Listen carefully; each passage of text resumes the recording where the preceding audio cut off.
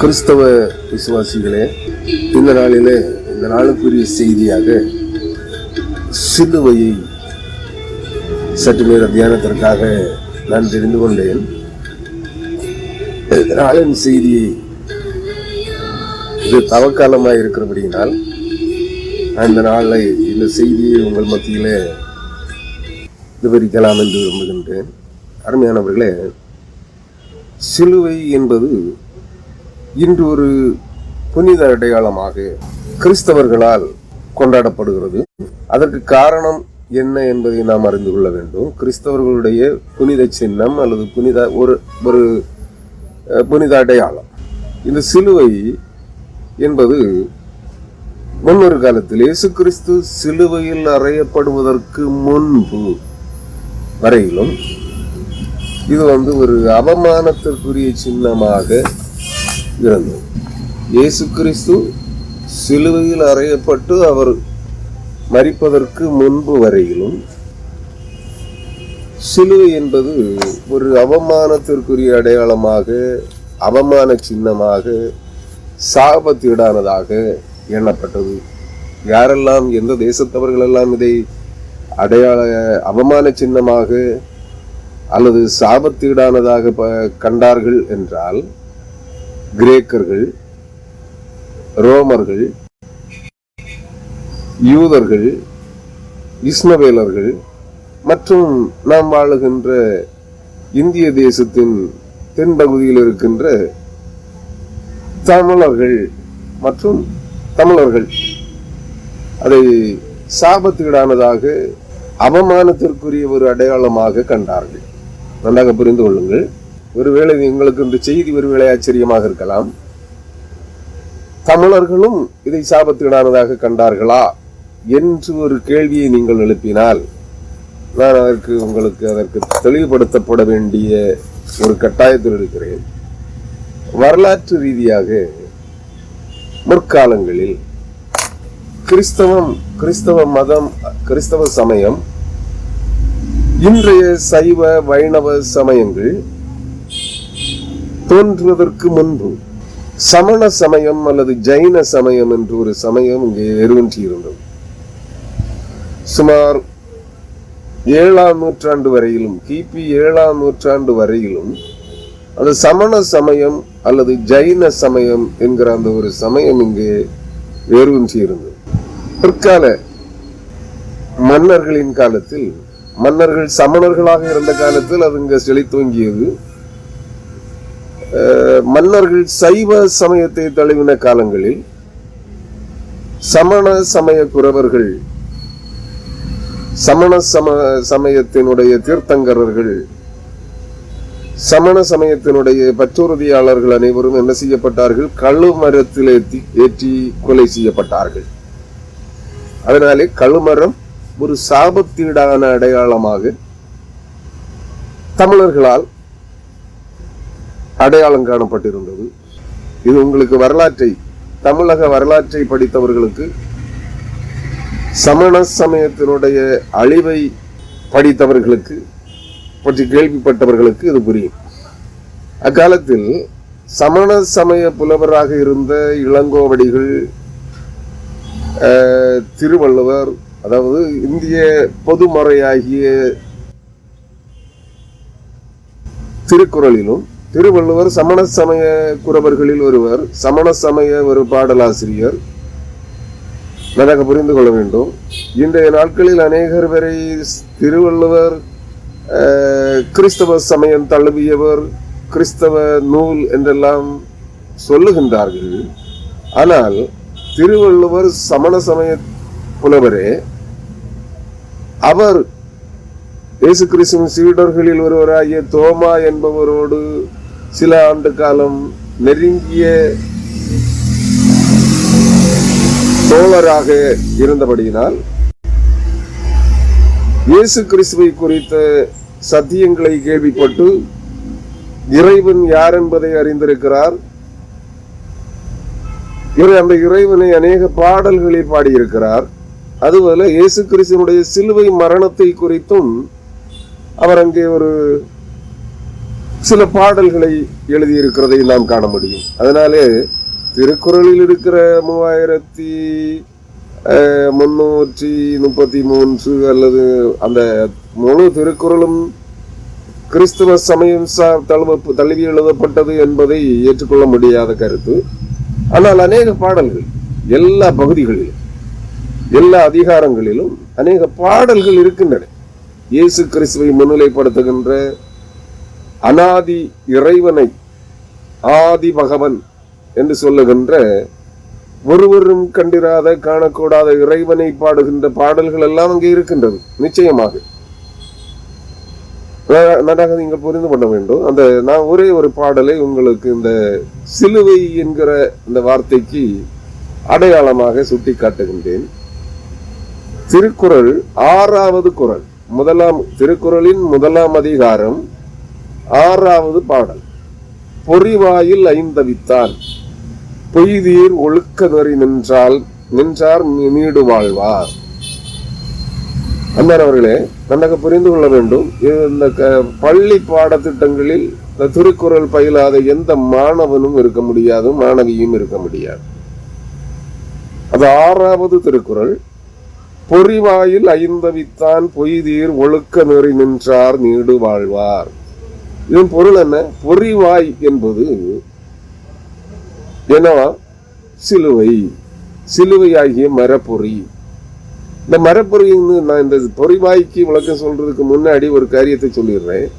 சிலுவை என்பது 2 மரக்கட்டைகளால் குறுக்கும் நடுக்குமாக, அதாவது குறுகிய ஒரு மரக்கட்டையை, அதாவது அகலம் நீளம் குறைந்த ஒரு மரக்கட்டையை குறுக்காக வைத்து நீளம் கூடிய ஒரு மரக்கட்டையை நடுக்காக வைத்து அறையப்படுகின்ற ஒரு மரப்பொறி.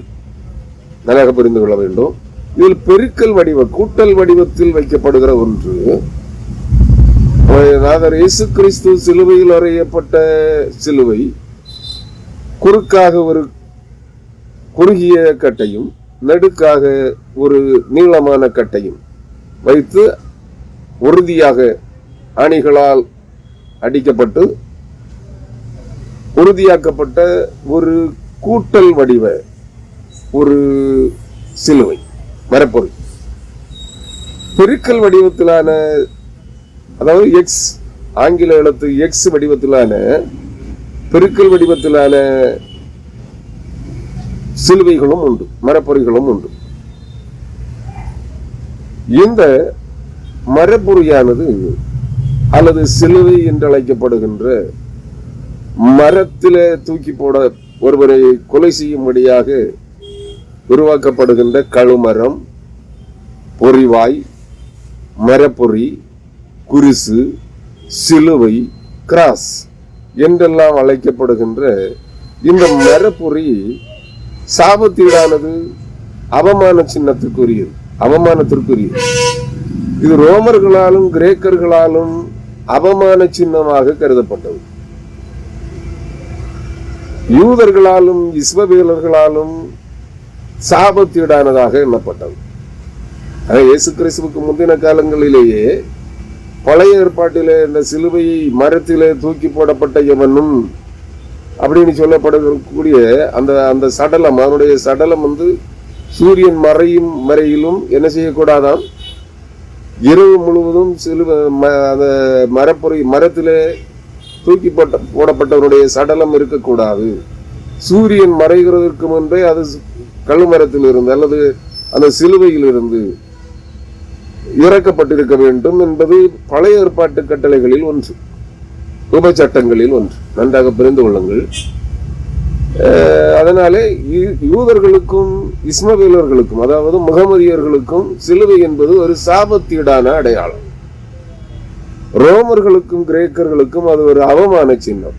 ஏனாம் இங்கு எல்லா தேசங்களிலும், ரோமரிடத்திலானாலும் சரி, கிரேக்கரிடத்திலானாலும் சரி, யூதர்களிடத்திலானாலும் சரி, இஸ்மவேலர்களிடத்திலானாலும் சரி, பண்டைய தமிழர்களிடத்திலானாலும் சரி, நன்றாக புரிந்து கொள்ள வேண்டும். பண்டைய தமிழர்கள் என்றால் மன்னராட்சி காலங்களிலே, இப்போது ஒன்றும் அது கிடையாது. அந்த மன்னராட்சி காலங்களிலே நடப்பிக்கப்பட்ட அந்த கழுமரம் என்று சொல்லப்படுகின்ற அந்த பொறிவாய் அல்லது மரப்பொறி அல்லது சிலுவை அல்லது குருசு, இந்த வார்த்தைகளால் சுட்டிக்காட்டப்படுகின்ற அந்த மரப்பொறியானது அரச துரோக குற்றம் செய்தவர்களை சிலுவையில் அறைவதற்காக, அடித்து கொலை செய்வதற்காக பயன்படுத்தப்பட்ட ஒரு கருவி. அதனாலே அது அவமானத்திற்குரிய சின்னமாக கருதப்பட்டது, சாபத்தீடானதாக எண்ணப்பட்டது. நன்றாக புரிந்து கொள்ளுங்கள். இங்கே நீங்கள் ஒன்றை புரிந்து கொள்ள வேண்டும். இந்த சிலுவையிலே இயேசு கிறிஸ்து கொலை செய்யப்படுவதற்கு யாதொரு தகுந்த நியாயமான காரணமும் கிடையாது. அவர் ரோம பேரரசருக்கு துரோகியும் அல்ல, யூதர்களுடைய சடங்காச்சாரங்களை அவர் கடிந்து கொண்டு எச்சரித்து புத்தி சொன்னபடியினாலே யூதர்களும் பரிசேயர்களும் பிரதான ஆசாரியர்களும் ஆசாரிய குழுவினரும் இணைந்து இயேசு கிறிஸ்துவை ரோம பேரரசுக்கு விரோதமாக கலகம் உண்டாக்குகிறவர் என்று சொல்லி, தன்னை அரசன் என்று கூறுகிறார் என்று சொல்லி ரோம பேரரசு குற்றச்சாட்டை வைத்தார்கள். அதனாலே ரோமர்கள் சிலுவையிலே இயேசு கிறிஸ்துவை அடித்து கொலை செய்வதற்கு கட்டளை பிறப்பித்தார்கள். ஆனால் சிலுவையிலே அறைவதற்காக கட்டளையை கொடுத்தவர், இந்த தூண்டுதலை கொடுத்தவர்கள் யூதர்களே, பிரதான ஆசாரியனும் அவனை சார்ந்தவர்களும். இவரை சிலுவையில் என்று அவர்களிடத்திலே சொன்னார்கள். புரிகிறதா உங்களுக்கு? அருமையானவர்களே, யூதர்களுடைய தூண்டுதலில், பிரதான ஆசாரியனுடைய தூண்டுதலின் பெயரால் ரோம பேரரசர்கள், ரோம அரச ஆளுநர்கள், ரோம பேரரசனுடைய ஆளுநர்கள் என்ன செய்தாங்க? பிலாத்து சிலுவையில் அறைய ஒப்புக் கொடுத்தான். நன்றாக புரிந்து கொள்ளுங்கள். இந்த செய்தி மாற்று சமய நூல்களில்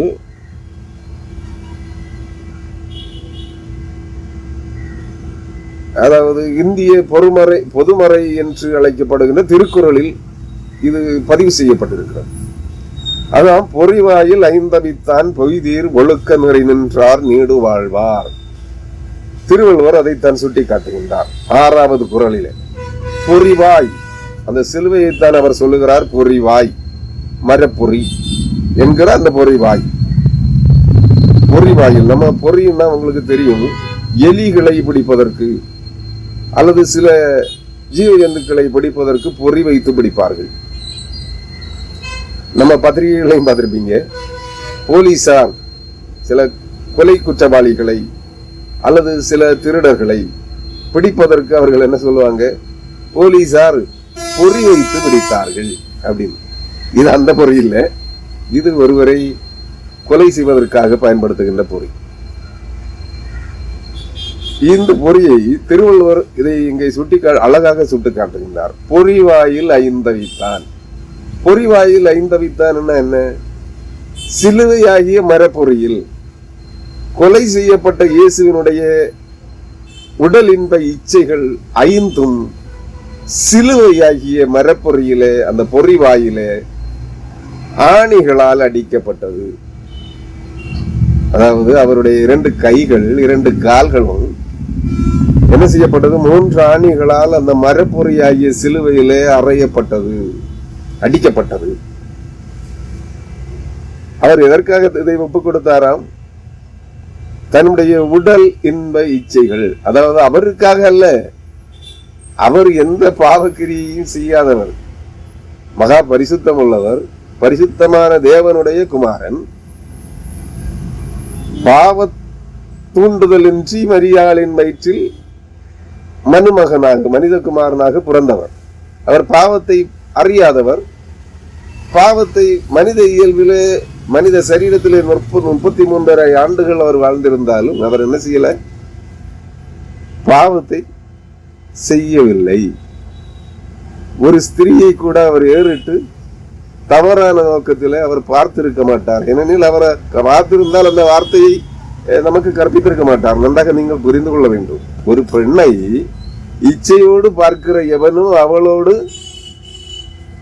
விபச்சாரம் செய்தாயிற்று அப்படிங்கிற ஒரு வசனத்தை, ஒரு வார்த்தையை நமக்கு கற்பித்தவர்.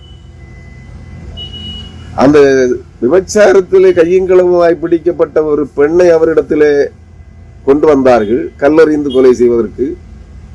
அப்போது ஆண்டவராகிய இயேசு கிறிஸ்து என்ன செய்யவில்லை? அந்த பெண்ணை நியாயம் தீர்க்கவில்லை, அவளை ஏறிட்டு பார்க்கவும் இல்லை. நன்றாக புரிந்து கொள்ளுங்கள். விபச்சாரத்திலே கையங்களவுமா பிடிக்கப்பட்ட ஒரு பெண்ணை கூட அவருக்கு முன்பாக கல்லறிந்து கொலை செய்வதற்கு நியாய தீர்ப்புக்காக, அதாவது ஆண்டவராய் இயேசு கிறிஸ்து என்ன சொல்லுகிறார் என்பதை கேட்பதற்கு பரிசேயர்களின் கூட்டம், அந்த வேசிக்கள்ளர்களின் கூட்டம், அவளோடு விபச்சாரம் செய்தவர்கள் அவளை கொலை செய்வதற்காக அங்கே கொண்டு வந்து நிறுத்துகின்றார்கள். அப்பொழுதும் அந்த இயேசு கிறிஸ்து என்ன செய்யவில்லை? குனிந்து தரையிலே எழுதி கொண்டிருந்தார். நிமிர்ந்து அந்த பெண்ணை பார்க்கவில்லை. நன்றாக புரிந்து கொள்ள வேண்டும்.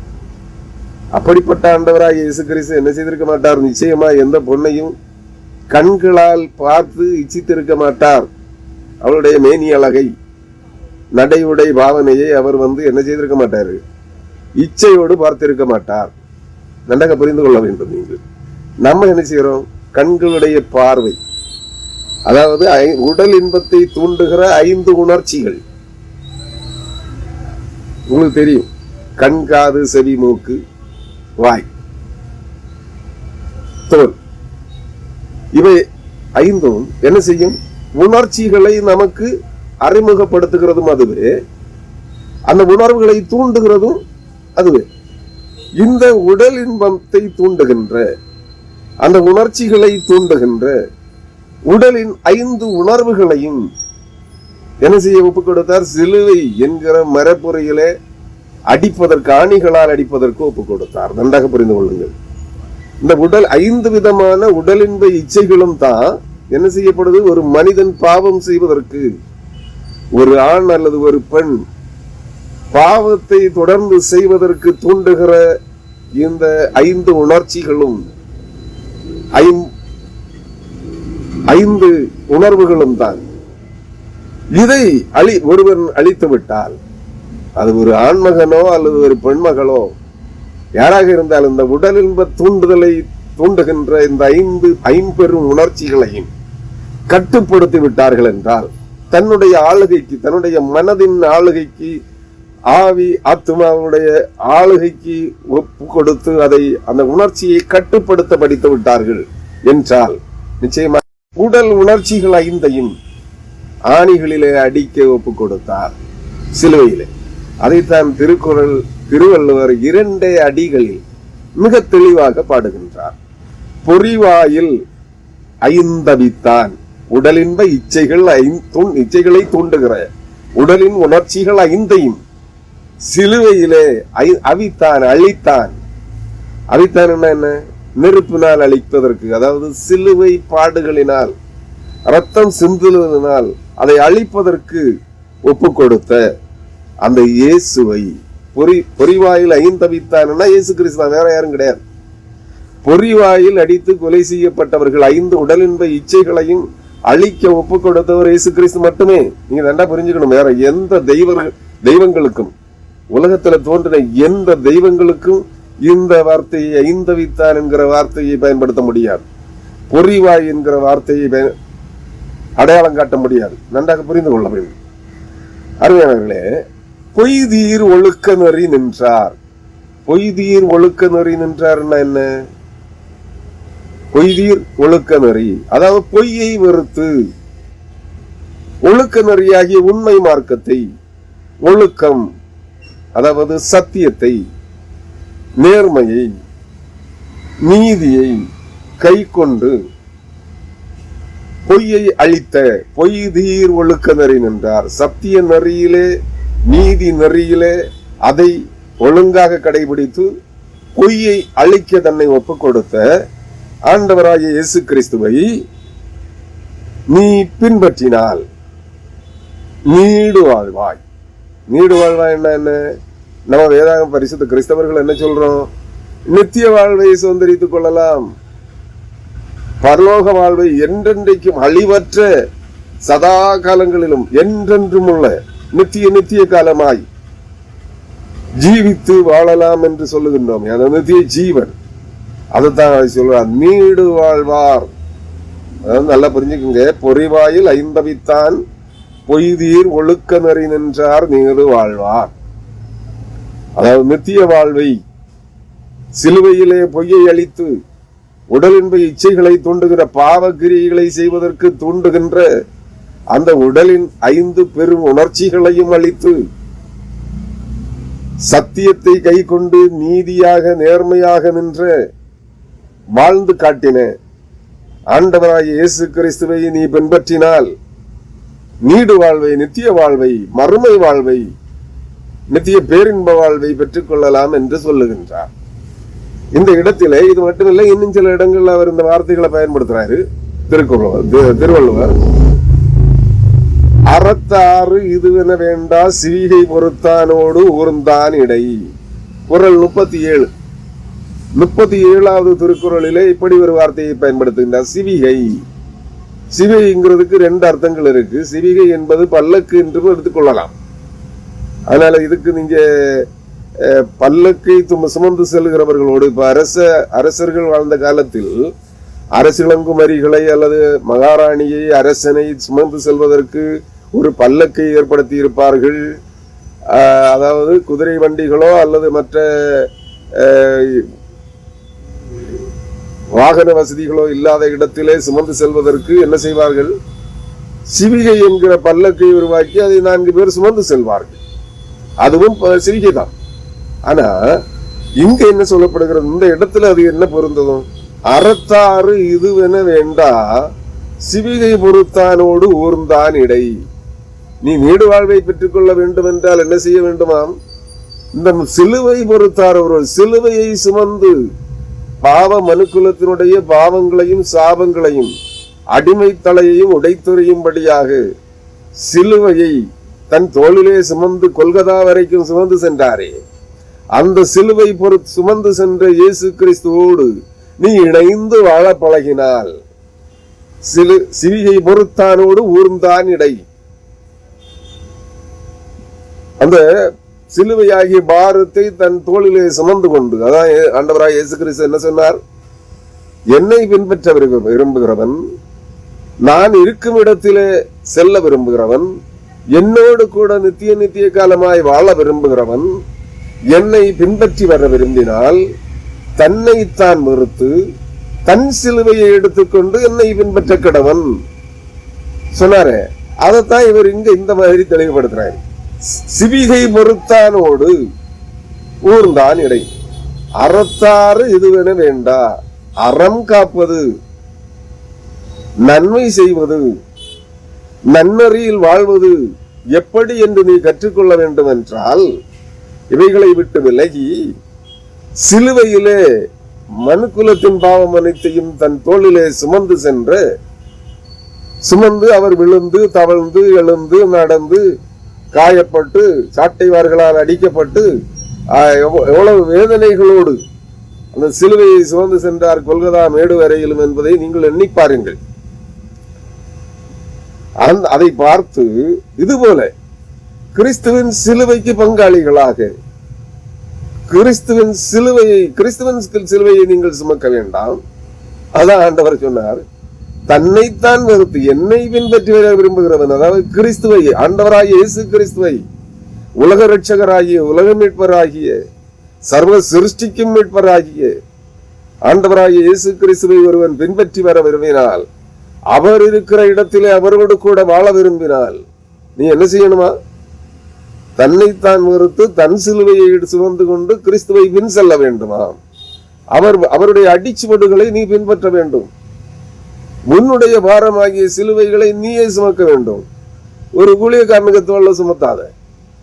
இந்த ஊழியர்கள் எல்லாம் உங்களுக்காக நாங்க ஜெபிக்கிறோம், நீங்க எங்களுக்கு பணம் தந்தா போதும். அது கைக்கூலிக்கு ஜெபிக்கிறவர்கள். இவங்க எல்லாம் உங்க பாடுகளை ஒன்றும் சுமக்க மாட்டாங்க.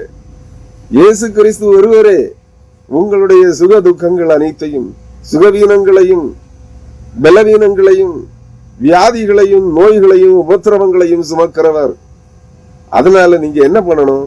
உங்களை வெறுத்து, உங்களுடைய உடலின்ப இச்சைகள் அனைத்தையும் 5ஐயும் வெறுத்து தள்ளிவிட்டு இயேசு கிறிஸ்துவோடு கூட உங்கள் பாடுகளாகிய வேதனைகளாகிய துக்கங்களை இயேசு கிறிஸ்துவோடு கூட சுமந்து போவீர்கள் என்றால், அவரை பின்பற்றுவீர்கள் என்றால், உங்களுடைய துக்கங்களிலே, சுகவீனங்களிலே, துக்கங்களிலே உங்களுக்கு சமாதான வாழ்வை தருகிறவர் கிறிஸ்து. அவரோடு கூட இணைந்து நீங்கள் சிலுவை சுமக்கின்ற போது என்ன செய்யும்? அந்த சிலுவையின் ஒரு புறத்தை அவர் ஏற்றுக்கொள்வார். உங்களோடு கூட இணைந்து சிலுவை சுமக்கிறவர்கள் யார்? சுமக்கிறவர் யார்? கிறிஸ்து. உங்க தீர்க்கதரிசிகளோ, அப்போஸ்தலர்களோ, பிரசங்கியார்களோ, போதகர்களோ நானோ சுமக்க முடியாது. நீங்கள் அதை நன்றாக புரிந்து கொள்ளுங்கள் அன்பானவர்களே. இயேசு கிறிஸ்து சிலுவை சுமந்து விட்டார் எங்களுக்காக, அதனால நாங்க இனி சிலுவை சுமக்க வேண்டாம் என்று நீங்கள் கூறுவீர்களானால், உங்களைப் போல, இன்றைய கிறிஸ்தவர்களைப் போல அறிவிலிகள் வேறு எவரும் இல்லை. இங்கே திருக்குறள் 2000 ஆண்டுகள் ஆகிறது. இயேசுவின் சமகாலத்தவராகிய, இயேசுவின் சீடர்களுடைய சமகாலத்தவராகிய திருவள்ளுவர், வள்ளுவர் நம்முடைய நாட்டிலே பிறந்தவர். அவர் இங்கு எழுதி வைத்திருக்கிறார், சிவிகை ஒருத்தானோடு ஊர்ந்தான் இடை அப்படின்னு. அருமையானவர்களே, நம்முடைய தமிழகத்திலே பொறிவாய், கழுவாய், கழுமரம், சிவிகை என்கிற பெயர்களிலே நம்முடைய சகோதர மொழியாகிய மலையாள மொழி, அங்கே குருசு, சிலுவையை குருசு என்பார்கள். நன்றாக புரிந்து கொள்ளுங்கள். இப்படிப்பட்ட வார்த்தைகள் நம்முடைய தேசத்திலே பயன்படுத்தப்பட்டது. இதுதான் யூதயாவில் யூதர்களிடத்துல மட்டும் இல்லை, இது ரோமர்களிடத்துல மட்டும் இல்லை, இங்க எல்லாம் இருந்துச்சு. இதே மனு தர்ம சாஸ்திரமும் சொல்லும். அதாவது இந்திய சாஸ்திரங்களில் ஒன்று. இது புராணம் அல்ல, இது புராணம் அல்ல. இன்றைக்கு நீங்க அநேகர் என்ன சொல்றீங்க? பிராமணர்களுடைய மனுநீதி நூல் அப்படின்னு சொல்றீங்க. பிராமணர்களுடையது அல்ல.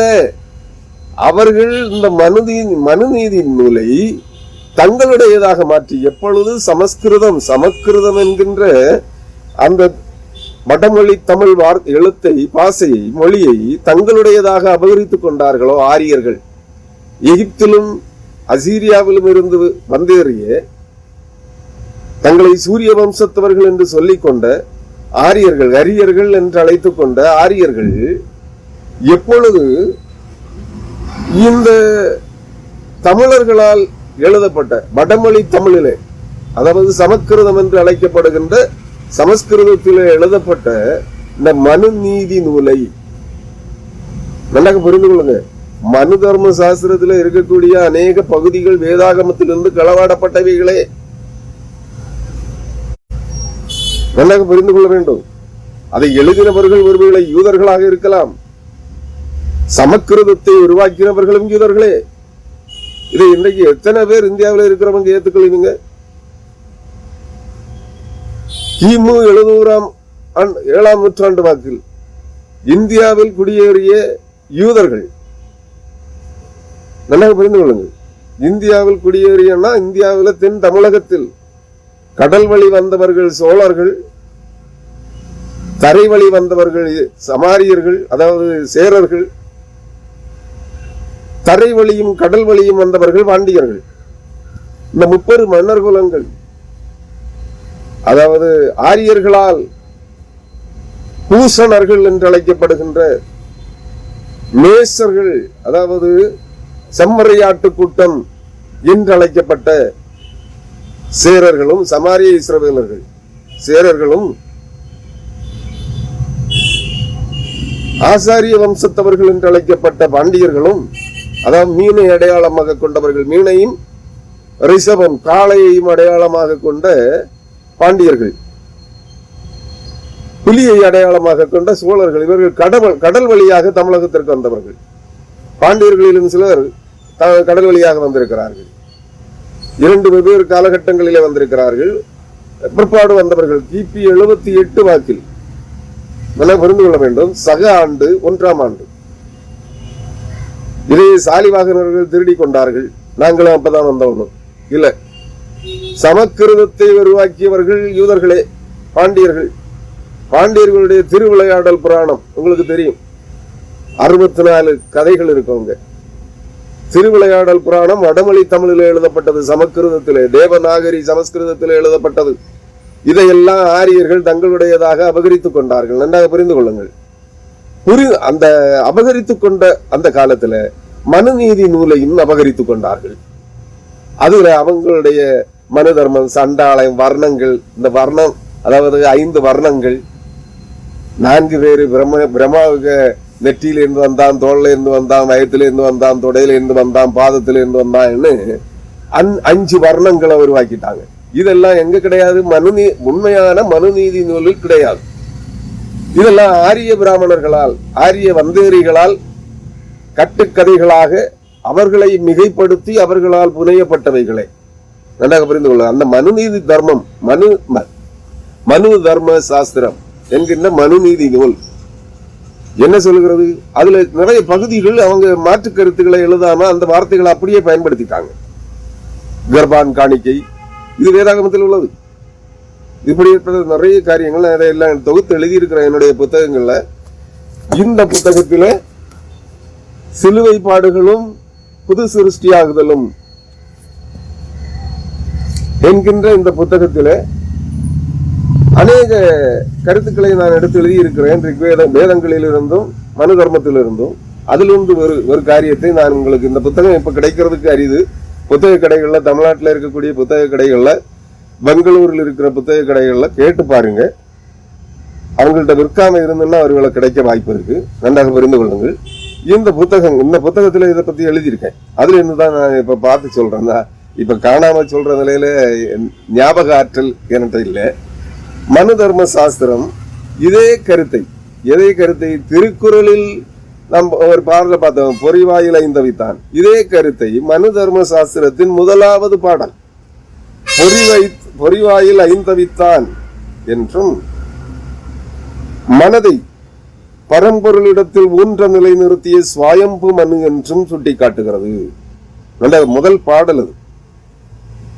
பொறிவாயில் ஐந்தவித்தான், மனதை பரம்பொருளிடத்தில் ஊன்ற நிலை நிறுத்திய சுவாயம்பு மனு அப்படின்னு ஒரு பாடலை மனு தர்ம சாஸ்திரத்தில் இருக்கிற முதலாவது வசனம் அதுதான். அதுல என்ன சொல்லுது? பரம்பொருளதி பொறிவாயில் ஐந்தவித்தான், உடலின் இச்சைகள் 5ஐயும் அழிப்பதற்கு சிலுவையிலே ஒப்புக் கொடுத்தவன், பொறிவாயில் ஒப்புக் கொடுத்தவன். மனதை, ஆன்மாவை, அதாவது உங்களுடைய ஆவி ஆத்மாவை, உங்களுடைய மனசாட்சியை ஒருமுகப்படுத்தி பரம்பொருளாகிய இறைவனிடத்தில், தேவனிடத்தில், பரம்பொருள்னா யாரு? ஒன்றான மெய்தேவனாகிய கடவுள், மூவர் ஒருவராய் இருக்கிறவர், தந்தை, மைந்தன், தூய ஆவியானவர், அல்லது பிதா, குமாரன், பரிசுத்த ஆவியானவர் ஆகிய மூவரும் ஒன்றாக ஒரே பரம்பொருளாக இருக்கிறார்கள். அவர் மாற்றமில்லாதவர், மாறுபாடு இல்லாதவர், மாறுதலுக்கு உட்படாதவர், ஒருவராலும் ஒரு காலம் உண்டாக்கப்படாதவர், ஒருவராலும் ஒரு காலம் மாற்றப்படக்கூடாதவர். அவரே பரம்பொருள். அந்த பரம்பொருளாகிய இறைவனிடத்தில், அதான் அவரை தான் இவர் இயேசு கிறிஸ்து பிதாவே என்று அழைத்தார். அந்த பிதாவாகிய தந்தையாகிய கடவுளிடத்தில், ஆதி பரம்பொருளாகிய கடவுளிடத்தில் தன்னுடைய மனதை, ஆத்மாவை ஊன்ற நிலை நிறுத்தி, சுவாயம்பு மனு, அவரே தம் விருப்பப்படி மனிதனாக பிறந்தவர், சுயம்புவாக, அதாவது பெரிதொருவருடைய துணையால் உருவாக்குதலால் அல்ல, தம்மிலிருந்து தாமே தம்முடைய வார்த்தையை மனிதனாக அனுப்பினவர், தாமே சுயம்பு மனு, சுயமாக தோன்றியவர். ஆனா மரியாளின் வயிற்றில் மனிதனாக பிறந்தார். நன்றாக புரிந்து கொள்ளுங்க. பரிசுத்த ஆவியானவருடைய துணையோடு அவங்க 3 பேரும் இணைஞ்சு திட்டம் போட்டு அவர் மனிதகுமாரனாக மரியாளின் வயிற்றில் பிறந்து விட்டார். இதை மனு தர்ம சாஸ்திரம் முதலாம் வசனம் சொல்கிறது. ஏற்றுக்கொள்ளக்கூடுமானால் ஏற்றுக்கொள்ளுங்கள். மாற்று சமயங்களை ஒப்புமைப்படுத்துவதற்காக இல்ல, அதுவும் இதுவும் ஒண்ணுன்னு சொல்றதுக்காக இல்ல. இங்கிருந்து எழுதப்பட்ட அந்த கருத்துக்கள், அவர்களால் மாற்றப்படாத கருத்துக்கள் இன்னும் இருக்கிறது. இந்த வர்ணங்கள் ஒன்றும் வேதாகமத்துல கிடையாது, வேதங்கள்லையும் கிடையாது. ரிக்வேதம், யஜுர், சாம, அதர்வண வேதங்கள்ல என்ன கிடையாது? வர்ணங்கள் கிடையாது. இந்த ஜாதிய பாகுபாடு ஒன்றும் அங்க இல்லை. இது ஆரிய பிராமணர்களால், ஆரிய வந்தேரிகளால் புனையப்பட்ட ஒரு கட்டுக்கதை. நல்லா புரிஞ்சுக்குங்க. இதுல இந்த சிலுவை நீங்க நல்லா புரிஞ்சுக்கணும். இப்ப 2 எக்ஸாம்பிள் உங்களுக்கு சொல்லிட்டேன். ஒன்று திருக்குறள், திருக்குறளை எழுதிய சுமார் 2000 ஆண்டுகள் ஆகிறது. 2000 ஆண்டுகளுக்கு முன்பு எழுதப்பட்ட அந்த முன்பல்ல 2000 ஆண்டுகளுக்கு உட்பட்ட கிறிஸ்து பிறந்த பிற்பாடு எழுதப்பட்ட அந்த திருக்குறள் இந்த கருத்தை வலியுறுத்துகிறது. இயேசு கிறிஸ்து சிலுவையிலே மரித்தார், அறையப்பட்டார் என்று நல்லா புரிஞ்சுக்குங்க. அதே மனுநீதி நூலும் இதை தெளிவுபடுத்துகிறது. பிருகு முனிவர் மற்ற முனிவர்களுக்கு இதை கற்பித்ததாக எழுதுகிறார். அந்த மனு சாஸ்திரத்தில் என்ன எழுதப்படுது? பிருகு முனிவர் சுவாயம்பு மனுவை சந்தித்து, அதாவது இயேசு கிறிஸ்துவை நான் உங்களுக்கு பல இடங்கள்ல சொல்லியிருப்பேன். என்னன்னா, இயேசு கிறிஸ்துவை கீழெல்லையிலிருந்து கிழக்கிலிருந்து சென்ற 3 ஞானியர்கள் சந்தித்தார்கள். அதுல 3 பேரும் ஆப்கானிஸ்தான்ல இருந்து போனாங்கன்னு சிலர் எழுதுறாங்க. நிறைய பேர் பேசுறாங்க ஈரான் ஈராக்கில இருந்து பக்கத்து நாடுகள்ல இருந்து தான் போயிருக்காங்கன்னு. இல்ல, 2 ஆண்டுகள் அவங்க நடந்திருக்காங்கன்னா எங்க இருந்து போயிருக்கணும்? அவங்க கீழெல்லை, பூமியின் கீழெல்லையில் இருந்து, கிழக்கில் இருந்து, தென்கிழக்கு ஆசியாவின் தென்கோடி ஆகிய தமிழகத்திலிருந்து தான் போயிருக்கணும், இந்தியாவிலிருந்து தான் போயிருக்கணும். ஒண்ணு யாரு? பிருகு முனிவரம் சுவாயம்பு மனுவை சந்தித்து வேத பிரமாணங்களை கற்றுக்கொண்டு வந்தாராம். நன்றாக புரிந்து கொள்ளுங்கள். அவர் வந்து இங்க உள்ள சித்தர்களுக்கும் முனிவர்களுக்கும் அதை கற்பித்தாராம். பிருகு முனிவர் எழுதின மனு தர்மத்துல எதுவும் என்ன இல்லை, புரட்டுக்கள் இல்லை. பிற்பாடு ஆரியர்களால் புரட்டப்பட்டு எழுதப்பட்டதே மனு தர்ம சாஸ்திரம். மனு நீதி நூலில் இந்த புரட்டுக்கள் ஒன்றும் கிடையாது. நன்றாக புரிந்து கொள்ளுங்க. அவர் வந்து பிருகு முனிவர், நான் அந்த 3 ஞானியர்களும் யாராக இருக்கக்கூடும்ங்கிறதை சொல்றேன். ஒன்று போகராக இருக்க முடியும். போகர் 7000 பாடல்களில் அவர் திண்ணமாய் எகிப்து தேசம் சென்றேன், அன்னை மரியாளின் மடியில் பாலன் இயேசுவை கண்டேன், பணிந்து வந்தேன் அப்படின்னு எழுதியிருக்காரு. போகர் 7000 என்கிற போகர் முனிவர் போகர் எழுதின அந்த 7000 அந்த இதுல திவ்ய பிரபந்தம், அதுல அவர் வந்து எழுதியிருக்காரு. திண்ணமாய் எகிப்து தேசம் சென்றேன், அன்னை மரியாளின் மடியில் பாலன் இயேசுவை கண்டேன், பணிந்து வந்தேன் எழுதியிருக்காரு. அப்படின்னா யார் யார் போயிருப்பாங்க? மனுநீதியிலே எழுதிய கற்பித்த பிருகு முனிவர் சொல்லுகிறார், சுவாயம்பு மனுவை சென்று கண்டேன் அப்படின்னு. அப்படின்னா சென்று கண்டு அவரிடத்துல கேட்டுதான் இதை எழுதினாரா? நீங்க நல்லா புரிஞ்சுக்கிடுங்க.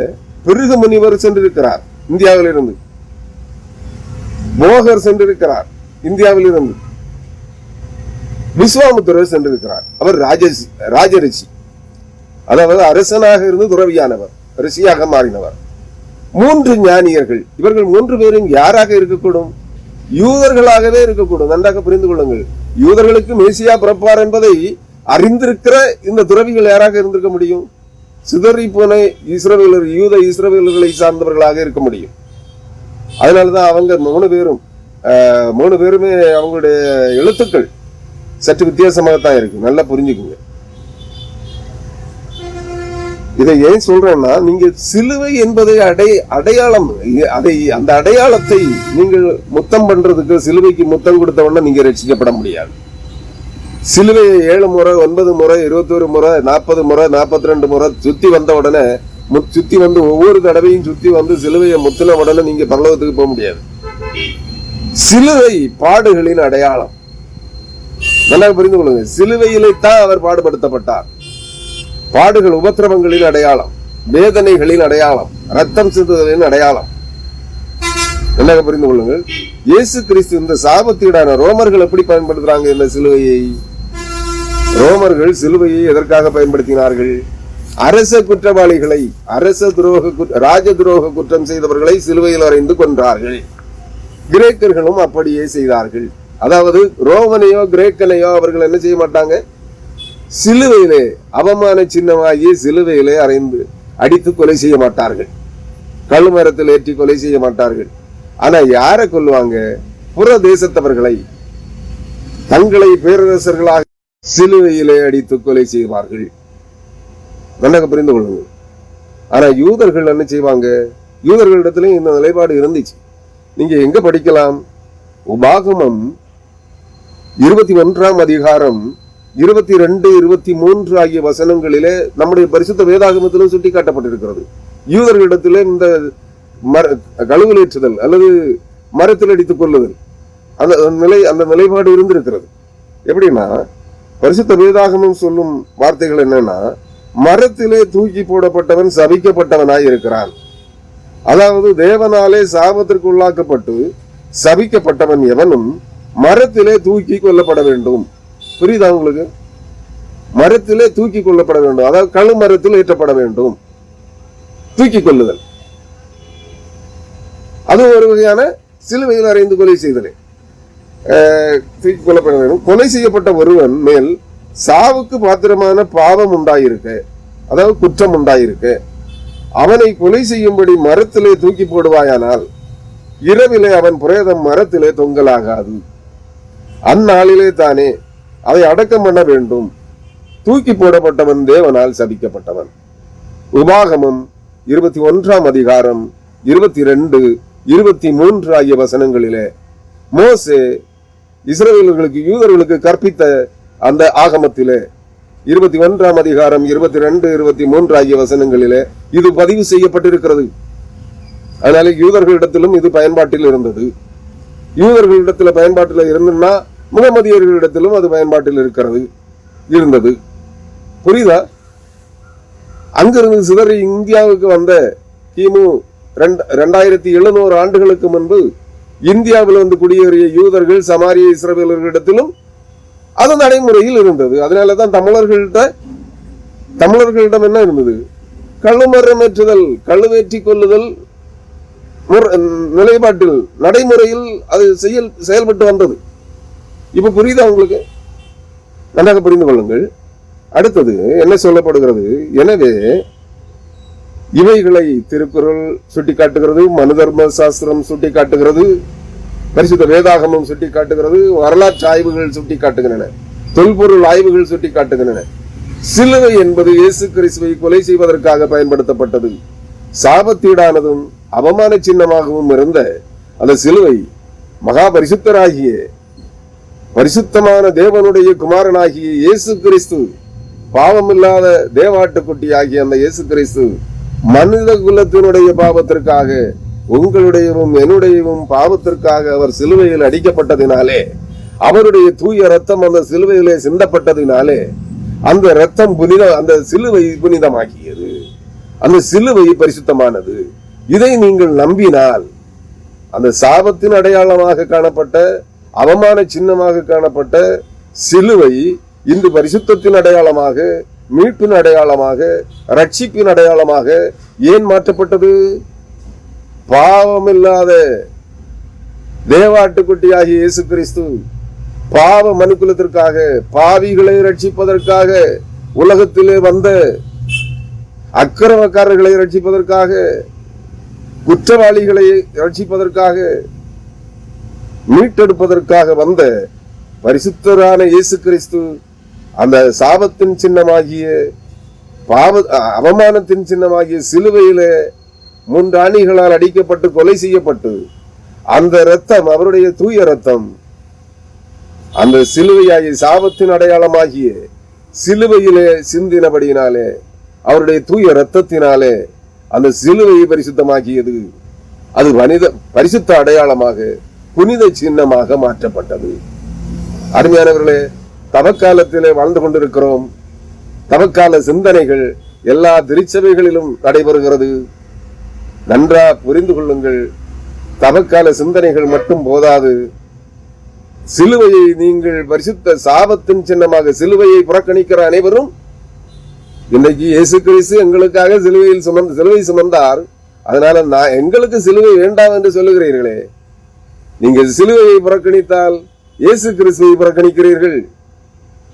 பாடுகள் இல்லாத கிறிஸ்துவை ஏற்றுக்கொள்ளுகிறீர்கள். பாடுகள் இல்லாத, சிலுவை இல்லாத கிறிஸ்து யார்? சிலுவை இல்லாத இயேசு யார்? பாகாலி என்கிற ஈசன் யாரு? சிலுவை இல்லாத இயேசு. சிலுவை இல்லாத கிறிஸ்து யார்? சிலுவை பாடுகளை விட்டுவிட்டு சிலுவை இல்லாத கிறிஸ்துவை நாங்கள் ஏற்றுக்கொள்ளுகிறோம், ஆசீர்வதிக்கிற இயேசு கிறிஸ்துவை நாங்கள் ஏற்றுக்கொள்ளுகிறோம். நீங்க அவரை பின்பற்றுறீங்கன்னா பாகாலியை பின்பற்றுகிறீர்கள், பாகாலி என்கிற ஈசனை பின்பற்றுகிறீர்கள். சிலுவை இல்லாத கிறிஸ்துவை பின்பற்றுகிறீர்கள் என்றால், ஐஸ்வர்யங்களை ஆசீர்வாதங்களை அள்ளித்தருகிற கிறிஸ்து எங்களுக்கு போதும்னு சொன்னீங்கன்னா சிலுவை சுமந்த இயேசு கிறிஸ்து எங்களுக்கு வேண்டாம், ஆசீர்வாதங்களை அள்ளித்தருகிற இயேசு கிறிஸ்து தான் எங்களுக்கு வேணும்னு சொன்னீங்கன்னா அவர் யாரு? அந்தி கிறிஸ்து. சிலுவை இல்லாத கிறிஸ்து, பாடுகள் இல்லாத, உபத்திரவங்கள் இல்லாத கிறிஸ்து அந்தி கிறிஸ்து. அந்தி கிறிஸ்துவை பின்பற்றுங்கள், அதுல ஒன்றும் ஆட்சேபனை இல்லை. அது உங்களுடைய தெரிந்தெடுப்பு. நீங்கள் உங்களுக்கு நித்திய ஜீவன் வேண்டும் என்றால், அதாவது மாற்று சமய நூல்களை எழுதினவர்களே சொல்றாங்க, உங்களுக்கு நேடு வாழ்வு எதனால உண்டு? யாரினால், யாரை கொண்டு மட்டும் உண்டு? இயேசு கிறிஸ்துவை பின்பற்றினால் ஒழிய, சிலுவையிலே மரித்து உயிர் தெழுந்த இயேசு கிறிஸ்துவை பின்பற்றினால் ஒழிய உங்களுக்கு என்ன இல்லை? என்ன இல்லை? நித்திய வாழ்வு, நிறைவாழ்வு இல்லை, நீடு வாழ்வு இல்லை என்று மாற்று சமய நூல்களை சொல்லுது. நல்லா புரிந்து கொள்ளுங்க. மனித நூல் சொல்லுகிறது, திருக்குறள் சொல்லுகிறது, புரியுதா? ஆனா நீங்க இதையெல்லாம் எங்களுக்கு வேண்டாம், சிலுவை இல்லாத கிறிஸ்து தான் வேணும்னு சொன்னீங்கன்னா, அவனைத்தான் நீங்க பால பண்ணுவோம்னு சொன்னீங்கன்னா, தெரிந்தெடுப்பு உங்கள் கையில், தெரிந்தெடுக்கிற உரிமை உங்கள் கையில். தேவன் நன்மையையும் தீமையையும் உங்களுக்கு முன்பாக வைத்திருக்கிறார். ஆதியாகமத்திலே சொல்லிட்டாரு, காயின் கிட்ட, ஆதாம் ஏவாளிட்டே சொல்லிட்டாரு, நன்மை தீமை அறியத்தக்க மரத்தின் கனியையும் வச்சிருக்கேன், ஜீவ விருட்சத்தின் கனியையும் வச்சிருக்கேன். ஆனா நான் கட்டளை இடும் வரை இதை ஜீவ விருட்சத்தின் கனியை நீங்க தொடக்கூடாது அப்படின்னாரு. அப்படித்தானே? ஆனா நீங்க என்ன பண்ணீங்க? நன்மை தீமை விலக்கப்பட்ட மரத்தின் கனியை புசித்தீர்கள். அந்த விலக்கப்பட்ட மரத்தின் கனியில வந்தவன் தான் அந்தி கிறிஸ்து. இங்கே கிறிஸ்து சிலுவைநாதராகிய இயேசு கிறிஸ்துவை உங்களுக்கு வைத்திருக்கிறார். வேதாகமத்திலே சிலுவைநாதராகிய தேவனுடைய வார்த்தையாகிய இயேசு கிறிஸ்து உங்களுக்காகவும் எனக்காகவும் சர்வலோக சிருஷ்டிகளுக்காகவும் பரலோகத்தில் இருக்கிறவைகளுக்காகவும் அவைகளின் சாயலாக பூமியில் இருக்கிறவைகளுக்காகவும் ரத்தம் சிந்தி மரித்து உயிர் தெழுந்தவர் இயேசு கிறிஸ்து ஒருவரே, சிலுவை சுமந்தவர் இயேசு கிறிஸ்து ஒருவரே. இவரையும் வேதாகமம் உங்களுக்கு முன்பாக வைத்திருக்கிறது. சிலுவை இல்லாத கிறிஸ்துவாகிய, சிலுவை இல்லாத இயேசுவாகிய பாகாலியையும், சிலுவை இல்லாத கிறிஸ்துவாகிய அந்தி கிறிஸ்துவையும் வேதாகமம் உங்களுக்கு முன்பாக உங்கள் கைகளிலே தந்திருக்கிறது.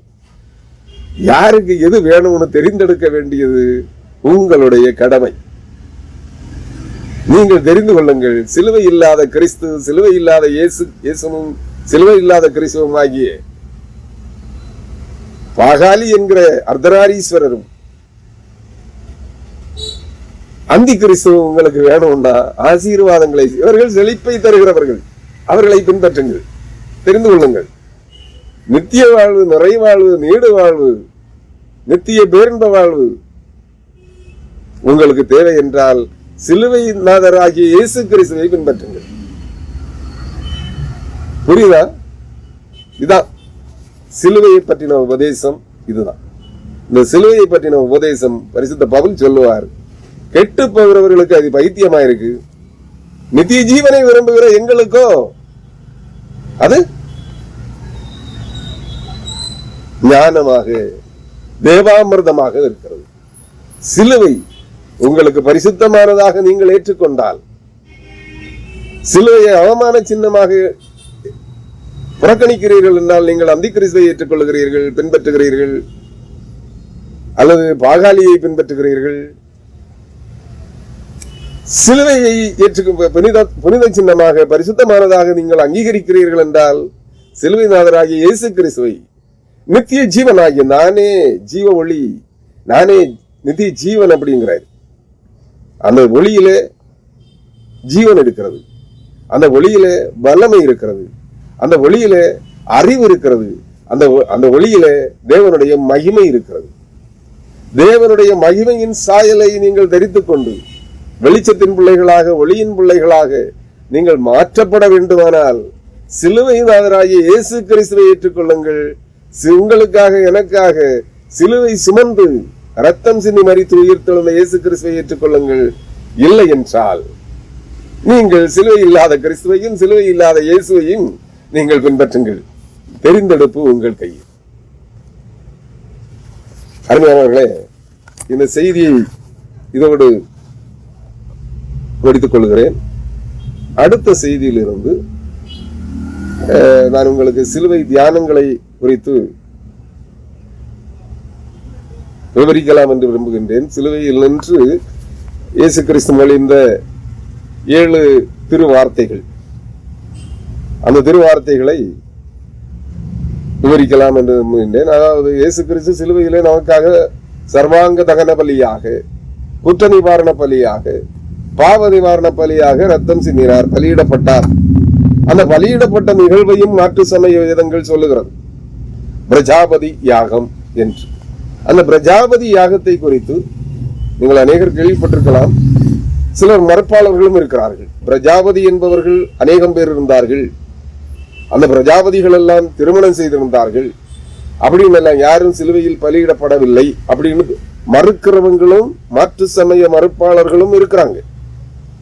ஆனா இந்த நான் சொல்லக்கூடிய பிரஜாபதி யாகம்ங்கிறது, பிரஜாபதி என்பவர் பூமியின் மனுக்குலத்தினுடைய அதிபதி, மனுக்குலத்தை உண்டாக்கினவர். நல்லா புரிஞ்சுக்கணும். அந்த மனுக்குலத்தின் அதிபதியாகிய மனுக்குலத்தின் மனித குலத்தினுடைய சிருஷ்டிகராகிய இயேசு கிறிஸ்து பிரஜாபதி. நீங்க கொலோசையர் 1ஆம் அதிகாரத்தில் படிச்சீங்கன்னா அங்க இருக்கும். நான் அந்த பகுதியில் உங்களுக்கு விவரிப்பேன், இன்ட்ரோடக்ஷனா சொல்றேன்.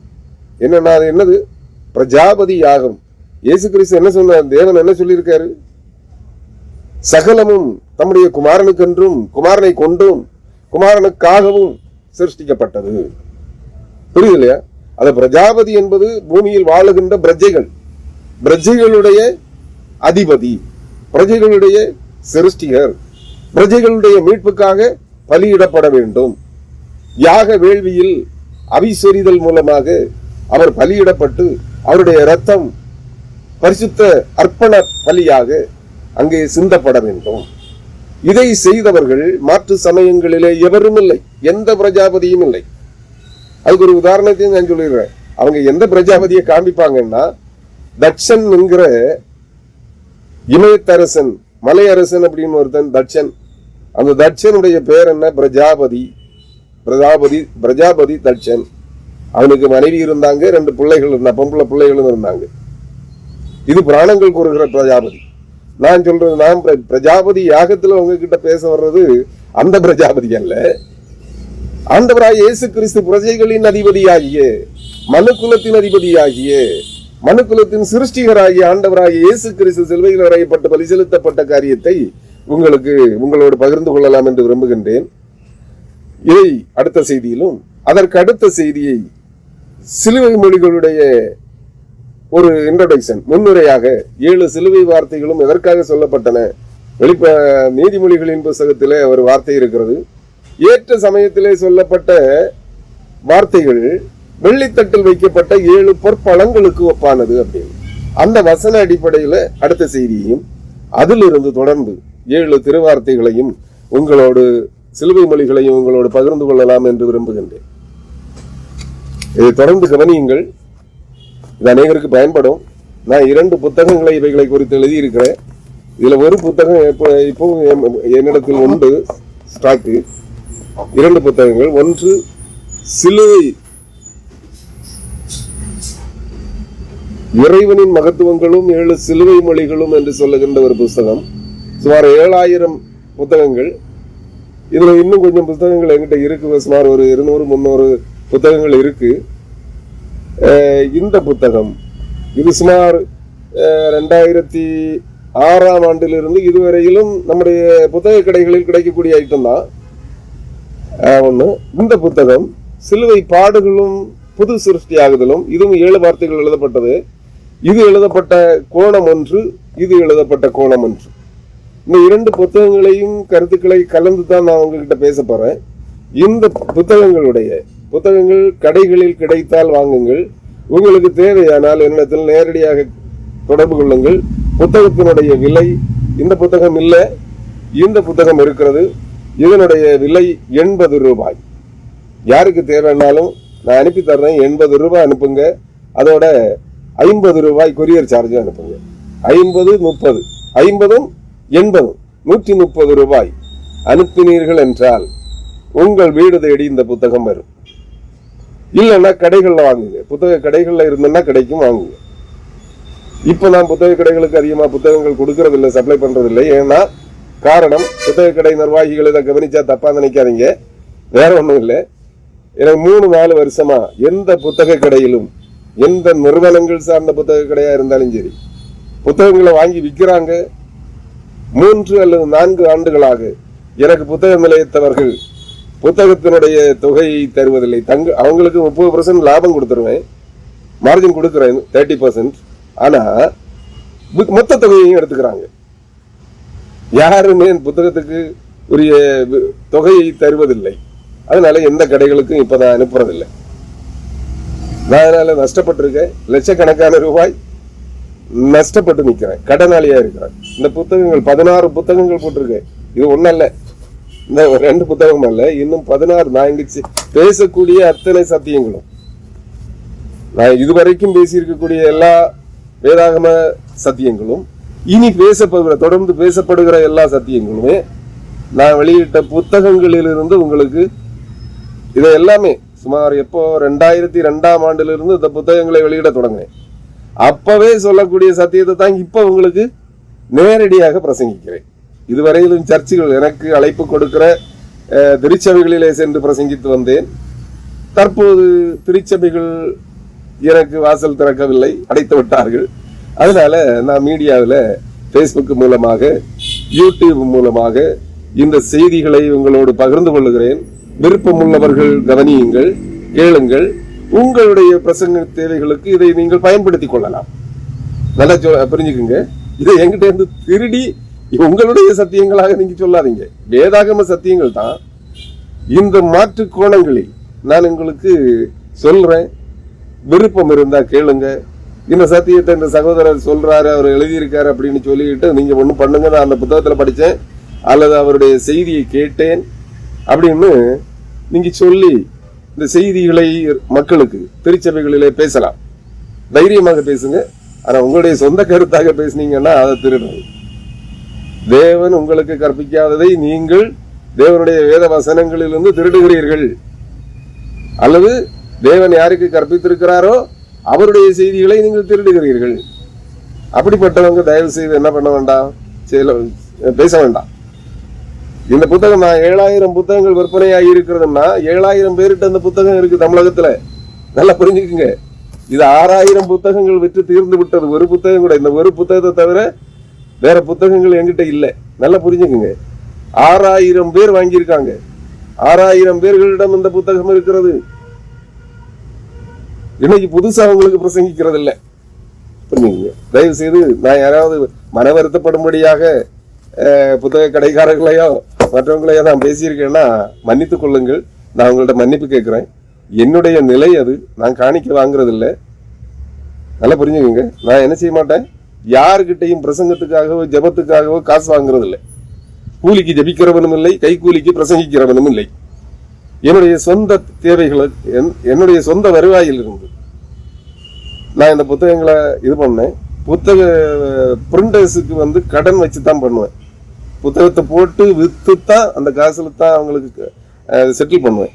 பட் 3-4 வருஷமா என்னால புத்தக நிலை பிரிண்டர்ஸ், அதாவது அச்சிட்டு தந்தவர்களுக்கு பணம் கொடுக்க முடியல, கடனாளியா நிக்கிறேன். அதனால் தயவு செய்து விற்பனை பொருள் அல்ல, தவறாக நினைத்துக் கொள்ள வேண்டாம்.